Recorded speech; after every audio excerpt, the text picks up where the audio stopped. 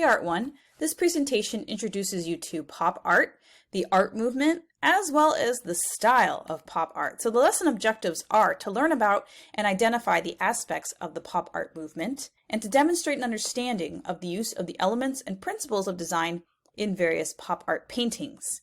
So what is pop art? It's an original art movement that emerged in the 1950s.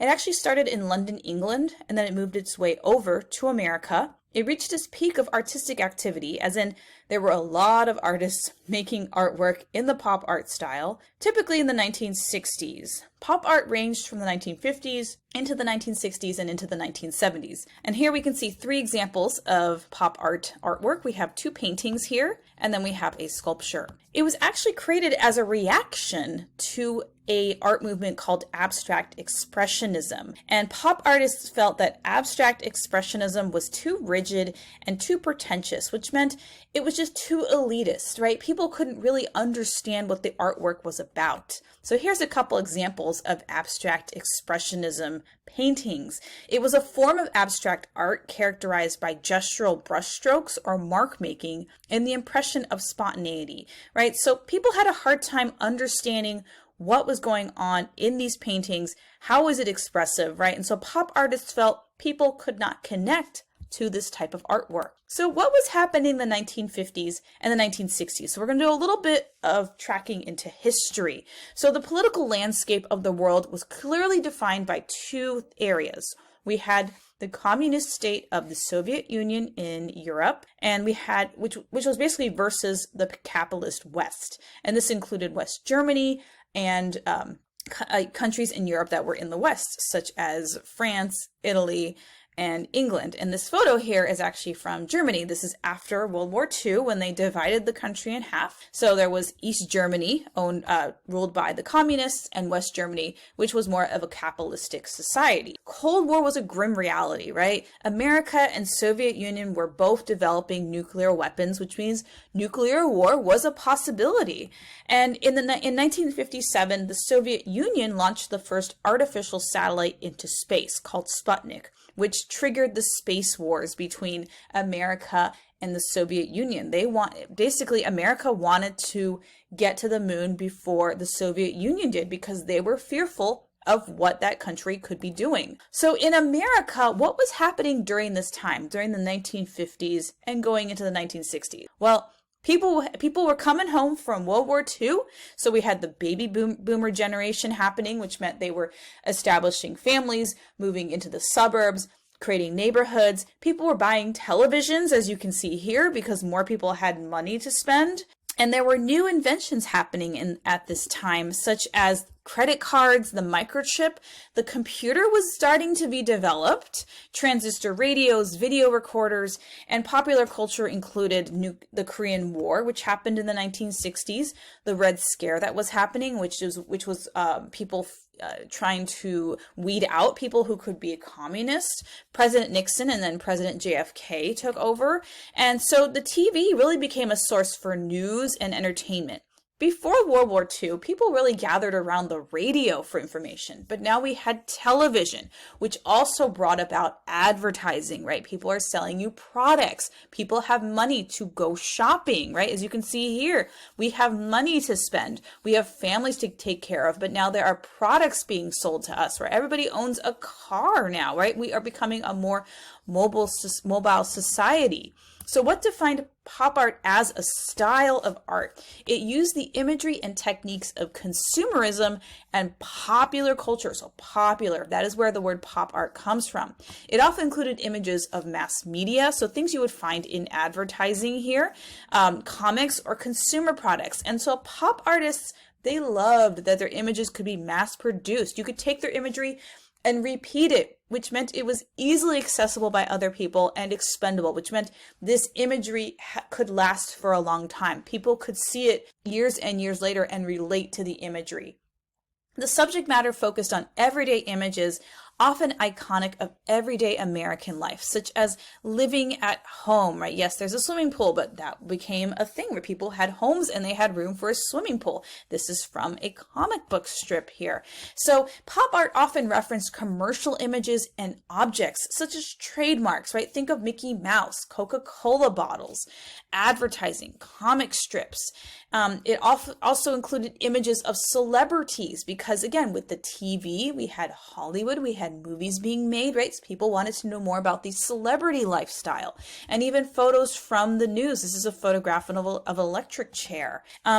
In terms of a style, it was characterized by bright colors and bold outlines. Again, very, very different from those abstract artworks you saw of abstract expressionism. So what was the goal of the pop art movement? Like, what were artists trying to do? So they wanted to bring art back to the everyday person, right? They didn't want people to feel alienated, right? They wanted people to understand what the artwork was about and to make it more accessible. They thought that, they want to make art that's more relevant to people's lives in America, right? They wanted it to reference things that people were familiar with. And pop artists rejected the idea that art should be elitist and inaccessible. Elitist would mean that the only way you could see this artwork was you had friends who were uber rich, right? And they had a lot of money and they could buy this artwork and you could see it. So what is your painting project? You're going to be creating an animal pop art painting. So you'll be eventually copying and enlarging the photo of an animal using the grid method so your drawing has accurate proportions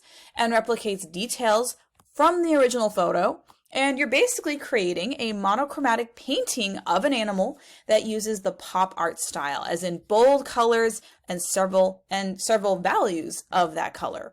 So we have two artists that inspire this project. Our first artist is Andy Warhol. He's known for his Campbell's soup can paintings. He was born in 1928, died in 1987. And he's really known for his screen prints of celebrities and paintings of everyday objects, mostly from American consumerism. And these are some photographs I took of his work when I saw it at the San Francisco Museum of Modern Art many years ago. So this is a screen print of Coca-Cola bottles here. Again, lots of bold images, lots of repetition in his artwork, because if you go shopping, right, when you look down those aisles of products, think about it. When you go to a supermarket and you look down the aisles of products, or whether at Target or Walmart, you see this repetition of objects.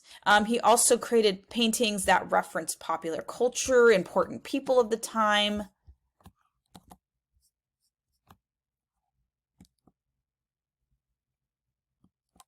So he's probably the most famous and influential of the pop art movement. He also developed the technique of using screen prints as a fast way to reproduce his artwork, which meant his artwork was no longer one of a kind, right? There was a print of the same artwork over and over and over again. Again, making this artwork more accessible. More people could buy his artwork. Our other artist inspiration is Roy Lichtenstein.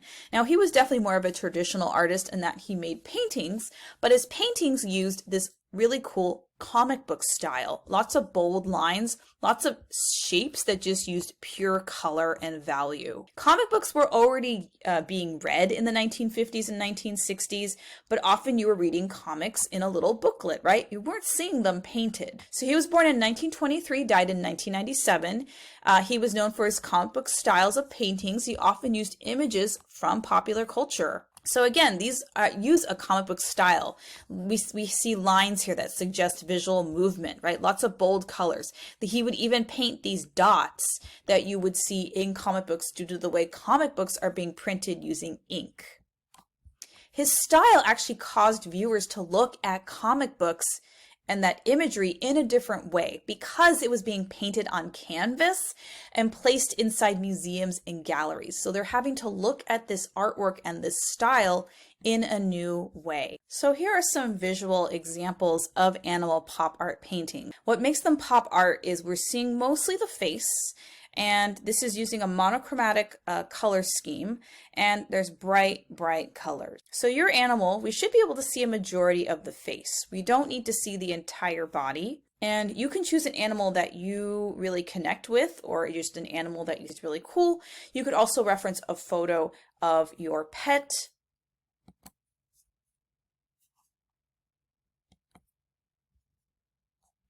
So What you're going to be doing is choose an animal for your painting, and you're going to find a photo reference, and I'm going to demonstrate for you how to do that soon. For your photo, we should see a majority of the animal's face rather than the full body. And if you give me a photo that has a lot of the animal, we're going to need to crop the image, or I might need to ask you to find a new photo instead. We will be using the grid drawing method to enlarge the photo reference on newsprint paper, and we'll be later painting your animal using a monochromatic color scheme. So here's how to find a great photo reference. For our animal pop art painting, you need to find a high quality photo reference of your animal. Now, if you're using a photograph of your pet or a photograph that you're going to have to probably show me that photo so we can work with that in order to determine if it's a high quality photo. But here's a couple ways to find your photo reference. When you go search on Google, for example, let's say I want to use an image of a tiger, right? I'm going to search the word tiger. And so when I go to images here, though, I want to make sure I find a photo that I can work with, right? This one doesn't work very well because there's a lot of random lines on the face right here from the shadows.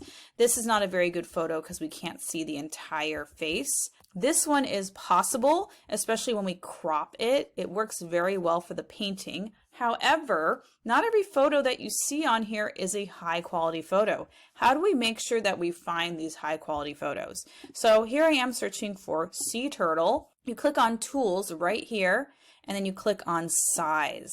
And right now this is giving me any file size that I want. I want to find file sizes that are large, as in it has a lot of pixels. Now I'm not finding a lot of good images here for a sea turtle because I don't want to paint the entire body of the sea turtle, but I'm not finding pretty good images here. So I'm going to go back to my tiger, go to tools, go to size, and then click on large. Now this does give me a new set of images to work from, but now I can look and see what photo would work very well. Now I know this is a good high quality image because of the file size here, right? This one is 1920 pixels by 1329 pixels. That is a great file size. So I can actually save this image and use it later when you need to upload the photo of your art of your animal. Now the other method to find good high quality images is to go to this website called Unsplash, and you can find beautiful free images and pictures.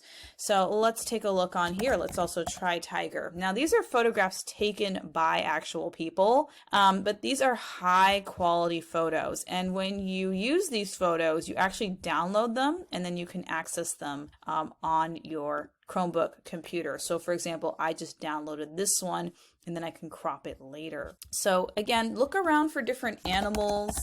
Here is elephants. This one we would definitely want to find a full-size face. If you're looking on unsplash.com and you can't find something, hop on back into Google Images and just make sure you click on tools, size. We want to find large, high quality images. You need to find a photograph of an actual animal, not a drawing, okay? Do not give me that. Do not give me that. Give me an actual high quality image of an animal.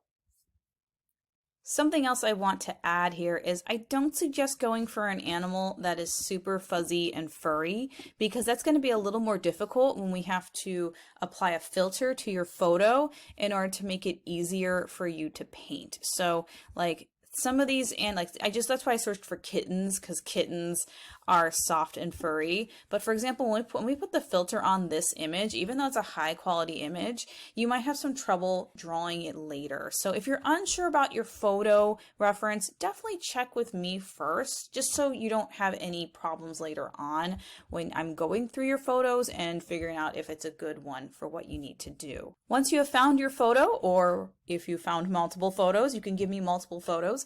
Make sure you submit your photos in Canvas. I will be looking through them and I will be editing your pictures so they're all set up and ready for you when you do your grid drawing.